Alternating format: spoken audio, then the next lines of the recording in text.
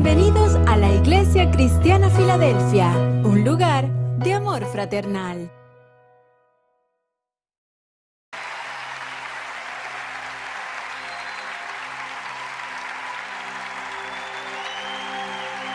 Él vio mi condición, no era nadie, me hizo uno de su pueblo. Real sacerdocio, escogido por Él es mi Padre y yo su Hijo. Admirable consejero, príncipe de paz. Es aquel que se hizo carne, lleno de gracia y verdad.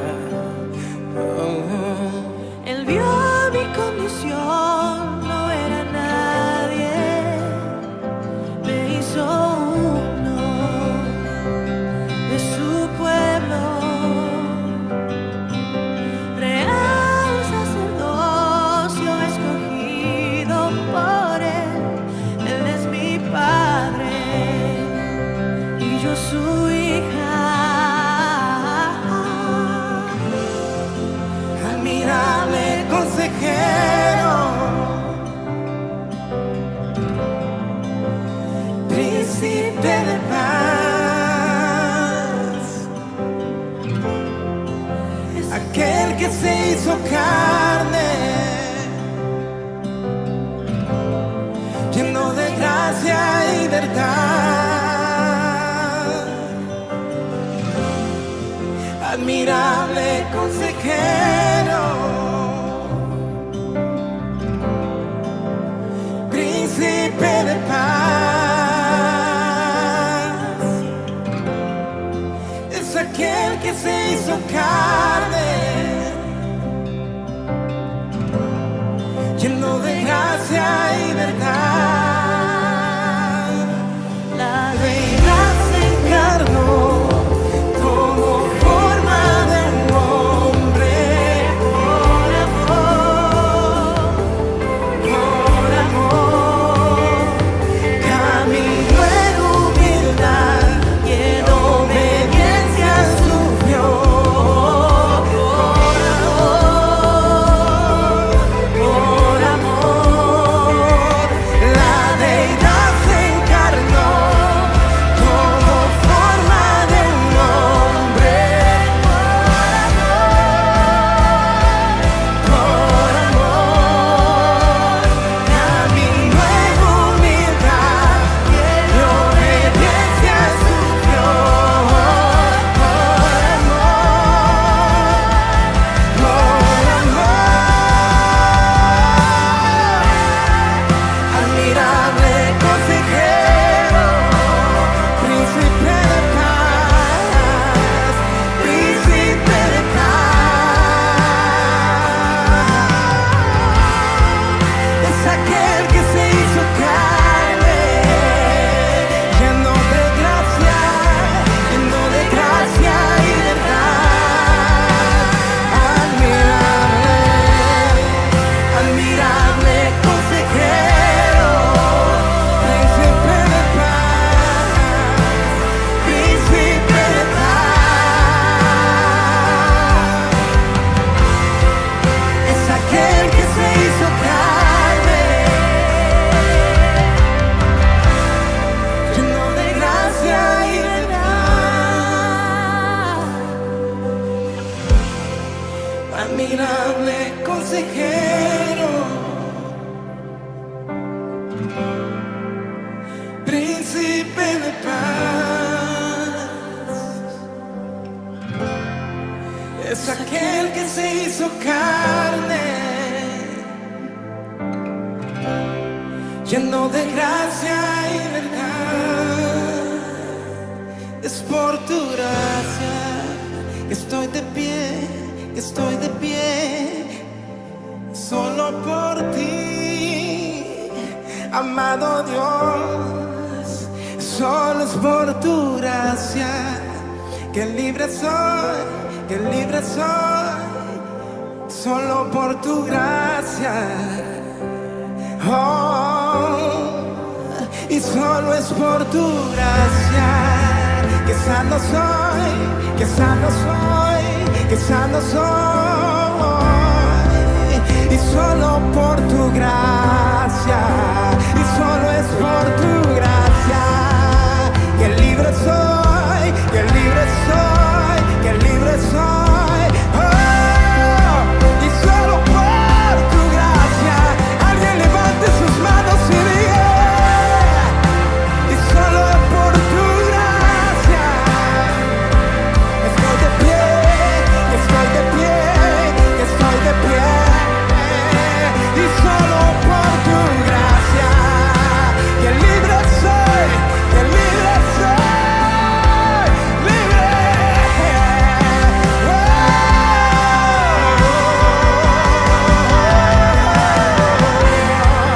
Admirable consejero, príncipe de paz, príncipe de paz, aquel que se hizo carne, aquel que se hizo carne, lleno de gracia y verdad. Admirable, admirable consejero, príncipe de paz, príncipe de paz.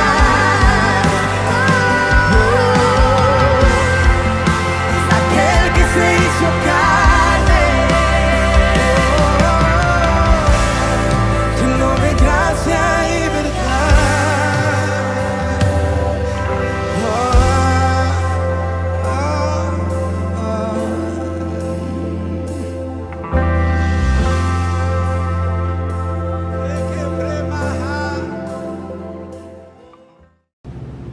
Hola a todos, Dios les continúe bendiciendo. Bienvenidos, envío un saludo y un abrazo fraterno a todos los hermanos y amigos que están viendo esta transmisión por nuestras redes sociales. Soy Reddy Portillo, anciano de la Iglesia Cristiana Filadelfia en Maracaibo, Venezuela. Y como todos sabemos, en este mes de octubre, la Iglesia venezolana celebra el Mes Nacional de la Biblia. Y por tal razón, traigo en esta oportunidad una enseñanza, reflexión, denominada La Biblia, el libro de la vida, para destacar algunas cualidades impactantes de este maravilloso libro que es nuestra ancla de fe. Les invito antes que todo a que leamos el Evangelio de Juan, capítulo 5, versículos 39 y 40, que dice así: escudriñad las Escrituras, porque a vosotros os parece que en ellas tenéis la vida eterna, y ellas son las que dan testimonio de mí. Y no queréis venir a mí para que tengáis vida.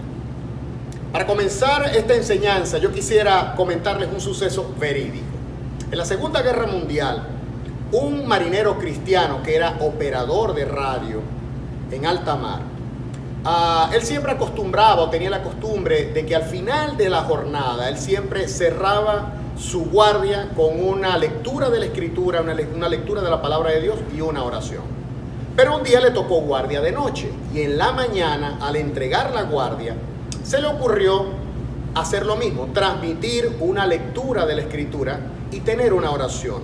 Y él leyó la porción del Salmo 23 donde dice: ciertamente el bien y la misericordia me seguirán todos los días de mi vida, y en la casa de Jehová moraré por largos días. Al terminar esa frase, 16 barcos de guerra enviaron a través de la radio un mensaje diciendo: amén, amén, amén, amén, amén. ¿Qué libro es ese que ha impactado por tantos siglos y por tantas épocas? ¿Qué libro es ese que ha sido tan amado y tan leído por millones de personas a lo largo de siglos? Es la Biblia. Es el libro de la vida, el libro que es diferente. Los siglos pasan, pero la Biblia allí está todavía. Los imperios aparecen y desaparecen, pero la Biblia sigue en pie. Las dinastías suceden a otras dinastías y la Biblia sigue ahí. Los reyes son coronados, destronados o sucedidos por sus príncipes, pero la Biblia sigue ahí. Los emperadores la decretan inválida y decretan su destrucción, pero la Biblia ha sobrevivido. Los ateos la atacan, pero la Biblia sigue ahí. Los agnósticos sonríen con cinismo, pero la Biblia se mantiene en pie. La alta crítica niega su inspiración, pero la Biblia demuestra que es de origen divino. Se predice que será desacreditada, que será olvidada, pero la Biblia sigue allí. Los modernistas tratan de desmitificarla, pero la Biblia sigue allí. La Biblia es un libro asombroso. Es un libro que siempre ha demostrado su origen divino. Ha tenido impulsores y ha tenido detractores a lo largo de toda la historia. Es el libro más amado, el libro más odiado, pero definitivamente lo que sí es cierto es que es un libro extraordinariamente especial. Por eso vamos a ver en esta oportunidad 4 aspectos fundamentales que encontramos en el pasaje que acabamos de leer de Jesús en el Evangelio de Juan y de donde podemos desentrañar algunas características fundamentales de la Escritura. En primer lugar, encontramos que allí Jesús nos está diciendo escudriñad las Escrituras. Escudriñar las Escrituras, es decir, nos está dando un mandato conveniente. Un mandato conveniente. La palabra de Jesús allí, escudriñada en el original, significa inquirir, buscar, investigar, meditar exhaustivamente, a profundidad. Ahora, en algunas traducciones, nuestra Reina Valera aparece en modo imperativo, como una orden, escudriñar las Escrituras. Pero hay otras traducciones que la traen en modo indicativo. Por ejemplo, la Biblia Kadosh. La Biblia Kadosh, que es una traducción mesiánica israelita cristiana, dice: ustedes se mantienen examinando el Tanaj, porque piensan que en él tienen vida eterna. Esas mismas escrituras dan testimonio de mí. Fijémonos que allí no dice escudriñar las escrituras como una orden, sino dice ustedes se mantienen examinando el Tanaj. Ahora vamos a conectar con esto del Tanaj. ¿Qué es el Tanaj? En la tradición antigua judía, a la Biblia hebrea se le denominaba Tanaj, ya que sus libros estaban separados en 3 grandes grupos. Es decir, Tanaj es un acrónimo para 3 palabras fundamentales, o los 3 grupos. Para Torah, que significa instrucción o ley; para Nebihim, que significa los profetas; y para Ketubim, que significa los escritos. Tanaj, T, Torah, la N de Nebihim y la K de Ketubim. Es decir, el Tanaj tiene los mismos libros del Antiguo Testamento de nuestra Biblia protestante, pero en un orden diferente. En nuestra Biblia protestante nosotros dividimos el Antiguo Testamento en Pentateuco, en libros históricos, libros poéticos, en profetas mayores y profetas menores. 5 divisiones, pero la Tanaj, la Biblia hebrea, es la misma Biblia que la Biblia protestante en el Antiguo Testamento, solo que ellos tienen una división en 3 grandes grupos. Ahora, Jesús aprobó la Biblia hebrea que existía en su tiempo. Y eso lo vemos nosotros en Lucas capítulo 24, versículo 44, donde dice: Jesús, habiendo resucitado, le dice a sus discípulos: estas son las palabras que os hablé estando aún con vosotros, que era necesario que se cumpliese todo lo que está escrito de mí en la ley de Moisés y en los profetas y en los salmos. Fijémonos, en la ley de Moisés, en los profetas y en los salmos. Ahora, ¿por qué es conveniente este mandato? Dijimos que es un mandato conveniente. Jesús dice allí en la Escritura: escudriñad las Escrituras. La Biblia posee una amplia variedad temática y por eso nos conviene estudiarla, por su amplia variedad de contenido. Primero, tiene amplia variedad temática. Ahí vamos a encontrar temas de todo tipo: historia, poesía, profecía, biografía, apologética, entre otras tantas materias. También la Biblia posee una amplia variedad de matices y tonos de sus autores. Nosotros, por ejemplo, nos podemos encontrar con Salomón el Magnífico, o nos podemos encontrar con Amós el Granjero. a Nabucodonosor, el conquistador babilónico, o nos podemos encontrar con Mateo el publicano. Si de pronto las cartas de Pablo nos resultan un poco abrumadoras por tanto conocimiento, nos podremos regocijar en la sencillez de Pedro. O de pronto, si Juan nos hace remontar sobre las águilas más profundas de la revelación elevada acerca del Hijo de Dios, entonces nos podemos ir con la sencillez hermosa y fogosa de Lucas. Si el Apocalipsis nos parece a nosotros que es demasiado apasionado y enérgico, entonces podemos hallar también descanso en los consejos de Santiago, en los consejos prácticos de su carta, o también en los salmos. Sus historias y textos narrativos se desarrollan en una gran variedad de escenarios. Tenemos ríos como el Jordán, pero también tenemos arroyos como el Cedrón. Hay mares lúgubres como el mar muerto, pero también tenemos mares vivos y tempestuosos como el mar de Galilea. Hay montes áridos como el Sinaí, pero también hay montes majestuosos y frondosos como el Hermón. Hay también montes poéticos como el de los Olivos, pero también hay desiertos. Encontramos allí desiertos y tierra reseca, pero también encontramos valles cubiertos de lirios y amapolas. Hay la suficiente variedad y hermosura en el libro de la vida como para satisfacer todas las necesidades de los hombres y la sociedad. No hay clase social que escape a ella, porque la Biblia le habla a los ricos y le habla a los pobres. No hay categoría intelectual que no pueda satisfacer, porque habla a los sabios y habla a los iletrados, a los indoctos, quienes incluso hasta aprenden a leer con ella. No hay temperamento humano que no pueda orientar. El hombre práctico aprende a vivir con ella y el idealista puede ser llevado a las alturas de Dios. No hay edad entre los lectores que sea desatendida por la Biblia. El niño hallará un hermoso ejemplo y encanto en la infancia de Moisés, en la del niño Samuel o en la del bendito niño Jesús. El joven se inspirará en la santidad demostrada por José en Egipto, en el coraje de Josué al conquistar Canaán, o en la valentía de David cuando enfrentó a Goliat. También el joven encontrará el valor en Daniel y sus compañeros en Babilonia, y también la espiritualidad y la consagración de Timoteo. Por su parte, el adulto aprenderá la energía, entereza y vitalidad del carácter, y aún el anciano, de manos temblorosas, se regocijará al leer el Salmo 23 o el Salmo 91. Además, escudriñar las Escrituras nos conviene, pues al revisar las Escrituras vemos que hay un impacto en la cultura y en la sociedad. Por su variedad y hermosura temática, nosotros vemos que, por ejemplo, Lutero fundó escuelas primarias para que los niños aprendieran a leer y a partir de allí ellos comenzaran a leer las Escrituras. Las Escrituras tienen una notoria influencia en las manifestaciones políticas del mundo.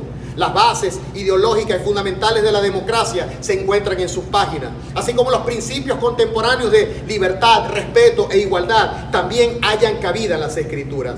La Biblia pone una sólida base moral y espiritual, primeramente en cada uno de los individuos y luego en la sociedad.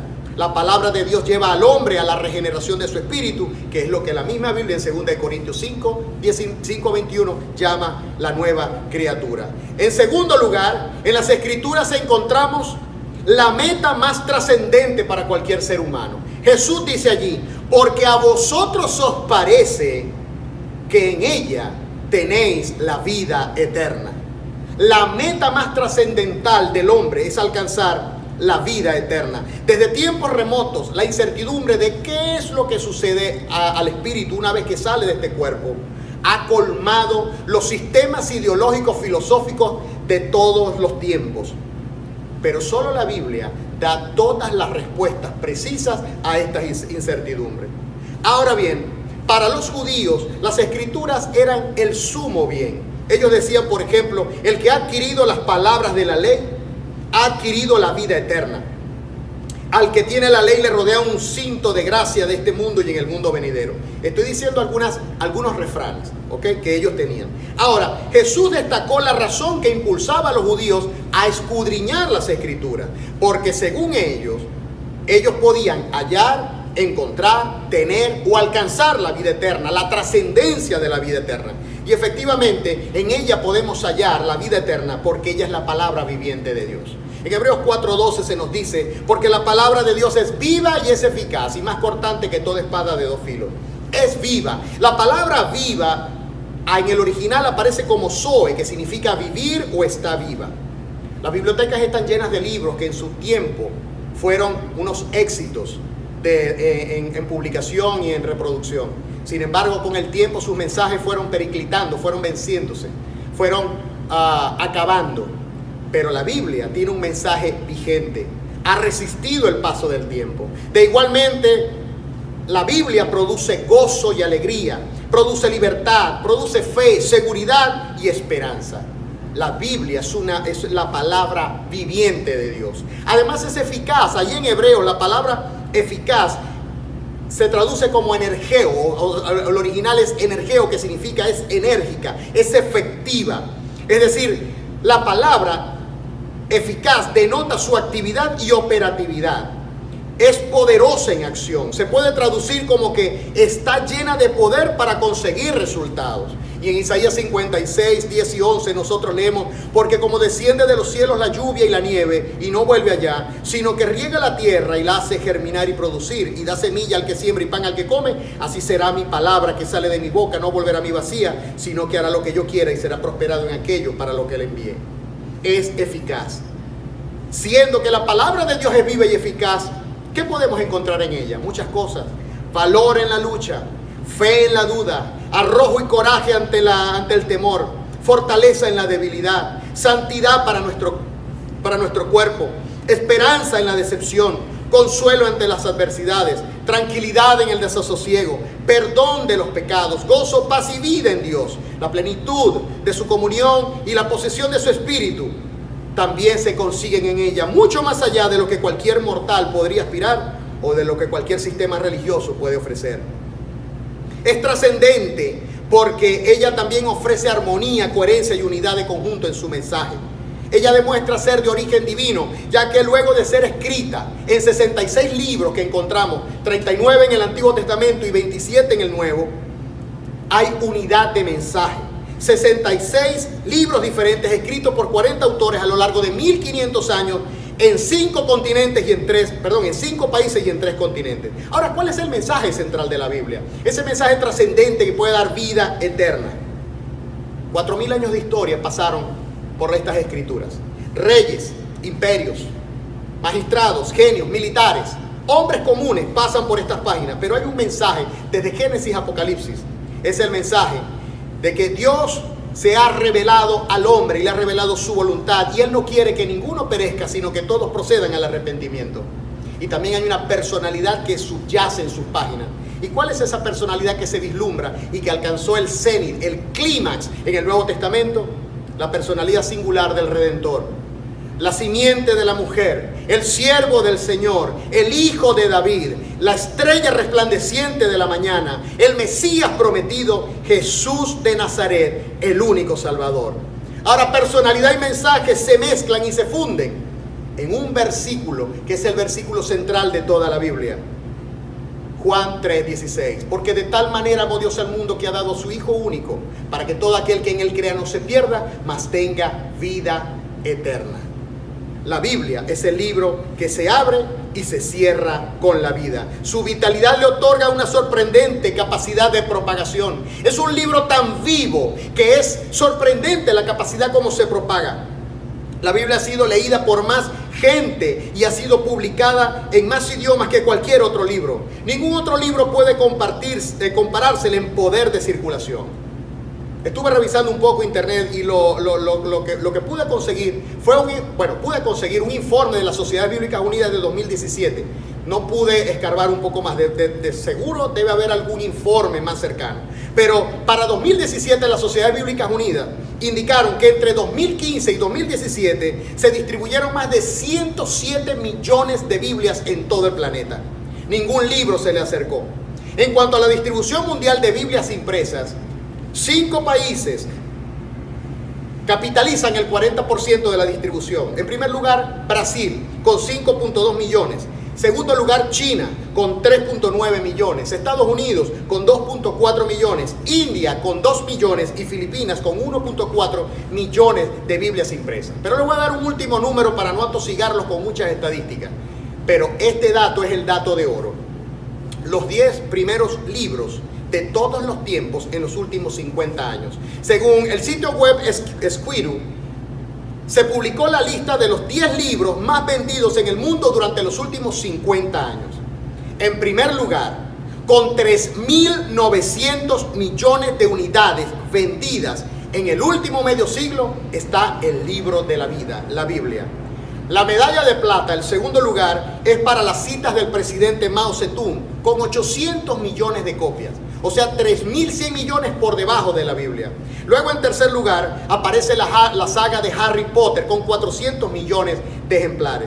Y luego le siguen, para completar los 10, El Señor de los Anillos con 103 millones, El Alquimista del brasileño Paulo Coelho con 65 millones, El Código Da Vinci con 57 millones, la colección de Crepúsculo con 43 millones, Lo que el viento se llevó con 33 millones, Piense y hágase rico de Napoleón Hill con 30 millones y el famoso y legendario Diario de Ana Frank cierra con 27 millones. Sin duda, la Biblia hoy por hoy presenta números inalcanzables por cualquier otra obra de literatura. En tercer lugar, la tercera cualidad importante, interesantísima de la Biblia, y que la vemos aquí, que dice Jesús en Juan 5:39, es que ella presenta la revelación más suprema para alcanzar esa vida trascendente de la que acabamos de hablar. Él dice allí, y ellas son las que dan testimonio de mí. Jesús dice que las Escrituras dan testimonio de Él. Ahora, ¿qué significa que testifiquen? Que testifiquen de Cristo. ¿Qué significa un testimonio? Un testimonio es lo que un testimonio es lo que le da crédito a alguien. Es lo que da por sentado que lo que una persona dice es cierto y por lo tanto esa persona es confiable.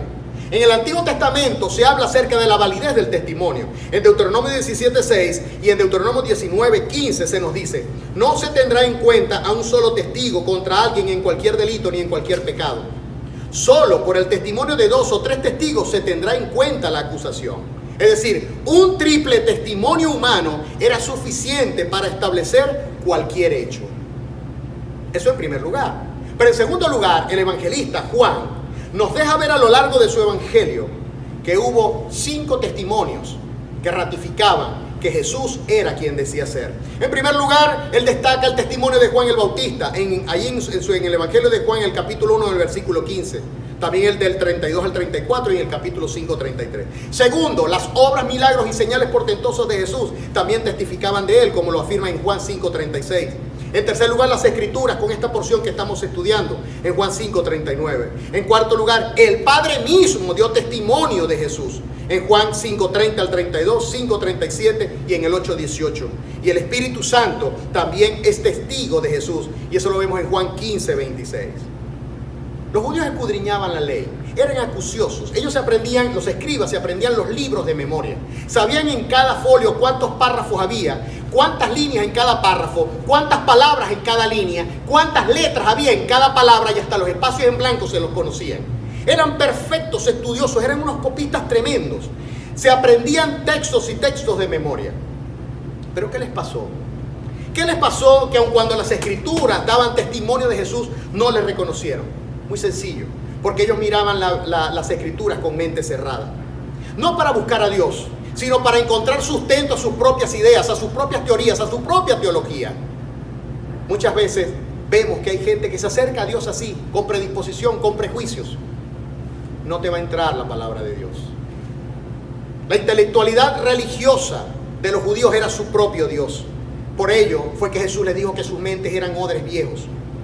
Eran odres viejos amoldados a las tradiciones. Ellos adecuaban la ley a sus propios estándares. Más bien Jesús elevaba el estándar de la ley para que la gente se diera cuenta que era imposible que alguien se salvara por sus propias obras. Y cuando Jesús llegó hablando de amor, compasión, misericordia y gracia, cuando Jesús se acercó, entonces sencillamente esos odres viejos reventaron. Esos odres reventaron, no soportaron entender que la misericordia triunfa sobre el juicio.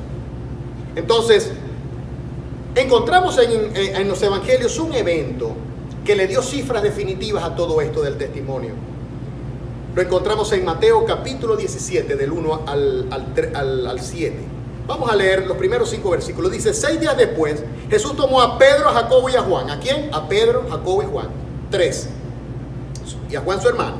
y los llevó aparte a un monte alto y se transfiguró delante de ellos y resplandeció su rostro como el sol y sus vestidos se hicieron blancos como la luz. Y aquí les aparecieron Moisés y Elías hablando con él. Entonces Pedro dijo a Jesús: Señor, bueno es para nosotros que estemos aquí. Si quieres, hacemos 3 enramadas, una para ti, otra para Moisés y otra para Elías. Y mientras él aún hablaba, una nube de luz los cubrió y aquí una voz desde la nube que decía: Este es mi Hijo amado, en quien tengo complacencia. A él oíd. Al oír esto, los discípulos se postraron sobre sus rostros y tuvieron gran temor. Y entonces Jesús se acercó y los tocó y les dijo: levantaos, no temáis. En esta escena, Moisés representa la ley. En esta escena, Elías representa a los profetas.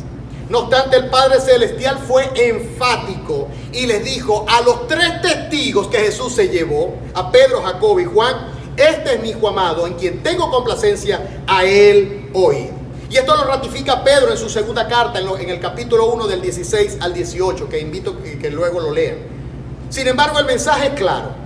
Nuestra atención no debe estar fijada ni en la ley ni en los profetas. Y no es que los vamos a menospreciar, van a ser una referencia para nosotros. Pero nuestra visión fundamental tiene que estar enfocada en Jesús. El Padre lo dijo: a él oíd, a Jesús oíd. Es decir, aquí ya estábamos viendo que la dispensación de la ley estaba ya en declive. Mientras tanto, la dispensación de la gracia comenzaba a abrirse camino. Por lo tanto, toda la Escritura, como la Escritura da testimonio de Jesús, toda la Escritura debe apuntar a Cristo. Toda la Escritura debe apuntar a Cristo. Los 66 libros de la Biblia, todos apuntan a Cristo. Todos, cada uno de ellos. Y quisiera leer rápidamente, por razones de tiempo, cómo enfocan algunos libros de la Biblia a Cristo. Por ejemplo, en Génesis lo enfocan como el creador, como la simiente de la mujer, el que es como José, rechazado, vendido y levantado desde el foso hasta el trono. En Éxodo es el Cordero de la Pascua. En Números es el sacrificio por el pecado, nuestro sumo sacerdote. En Levítico, la roca que dio agua. En Deuteronomio, el profeta futuro como Moisés. En Jueces es el juez que nos libera de la opresión. En Ruth es nuestro pariente cercano redentor. En Primera y Segunda de Samuel es el ungido, el hijo gobernante de David.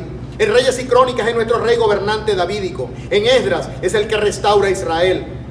En Nehemías es el que reconstruye nuestros muros rotos. En Esther es el que protege a su pueblo. En Job es nuestro redentor que vive para siempre. En Salmos es el ungido de Jehová. Es el crucificado, es nuestro pastor, es el rey de gloria. En Proverbios es nuestra sabiduría. En Eclesiastés es el gran predicador. En Cantares a Jesús se le presenta como el señalado entre 10,000, el amante de nuestra alma. En Isaías es Emanuel, hijo nacido de una virgen, admirable consejero, Dios fuerte, Padre eterno, príncipe de paz, el siervo sufriente. En Jeremías es el Señor de nuestra justicia, quien nos trae un nuevo pacto. En Lamentaciones es el hombre de dolor. En Ezequiel es el que se sienta sobre el trono. En Daniel es el 4.º hombre en el horno ardiente.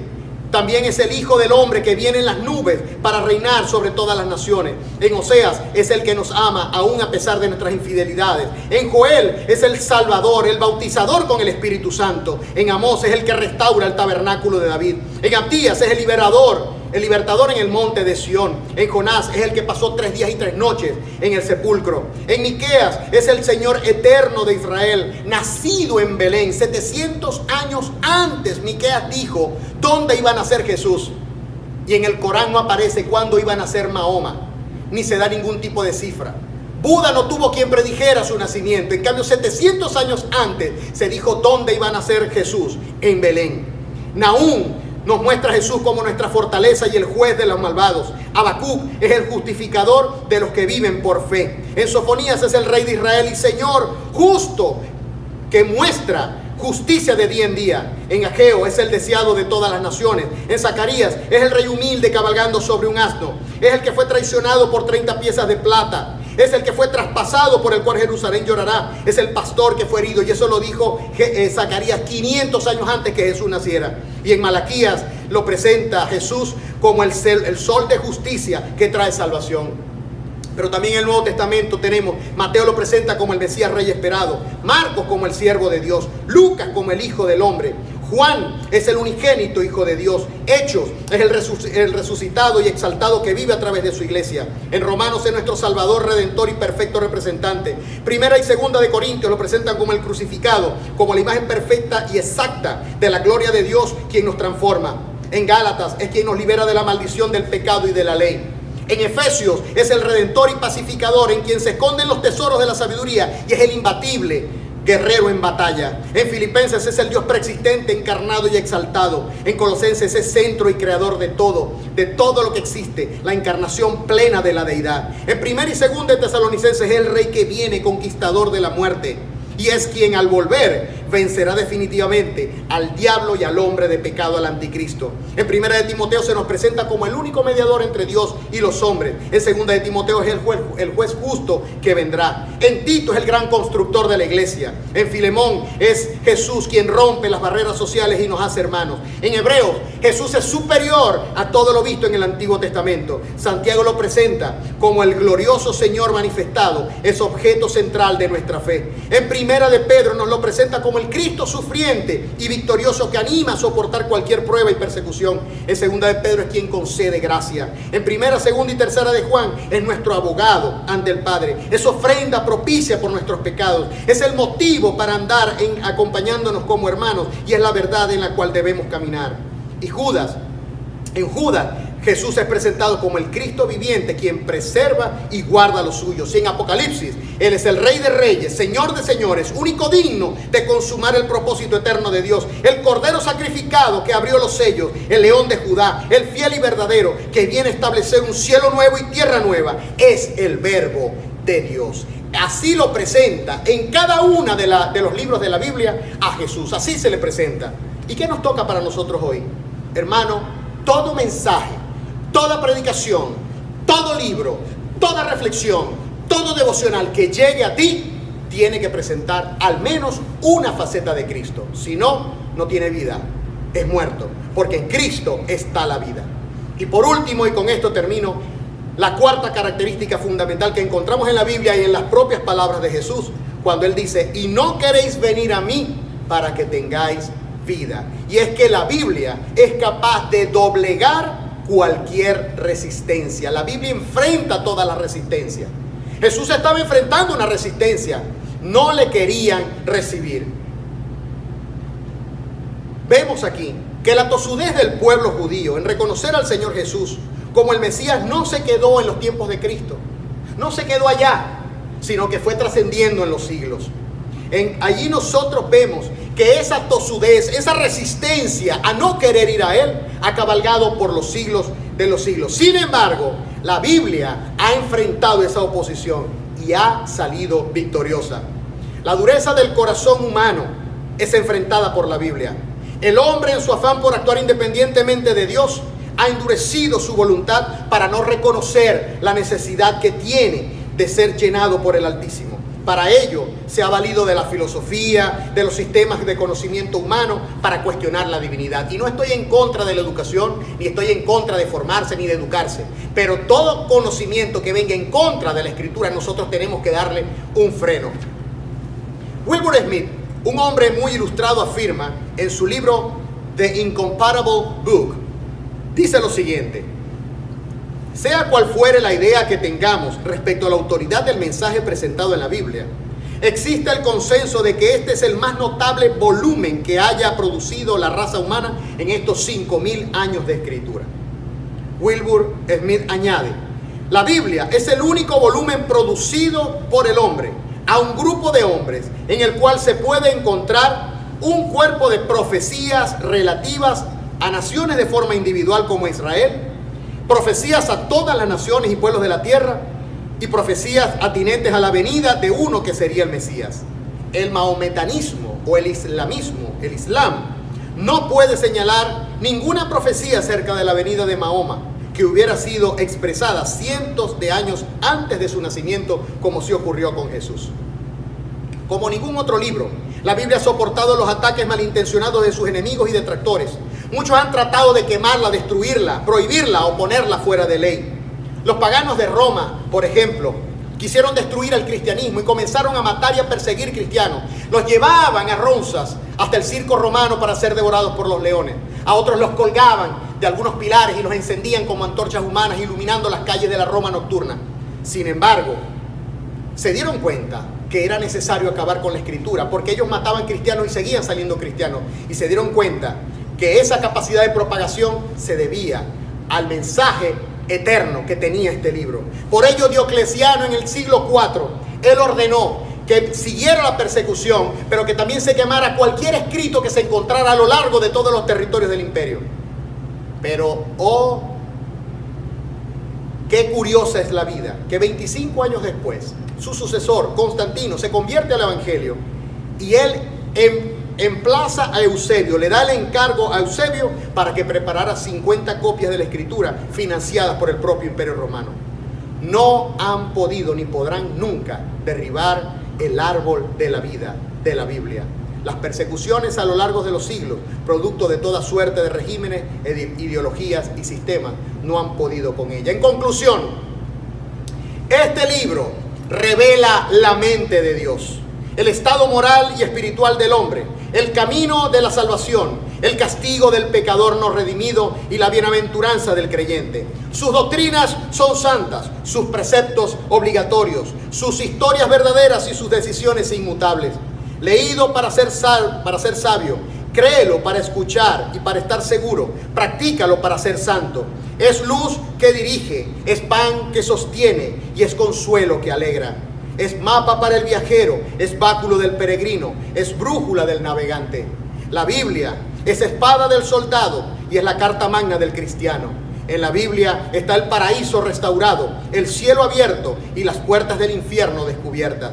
Cristo es su gran tema, nuestra salvación, su buen propósito y la gloria de Dios es su meta más trascendental.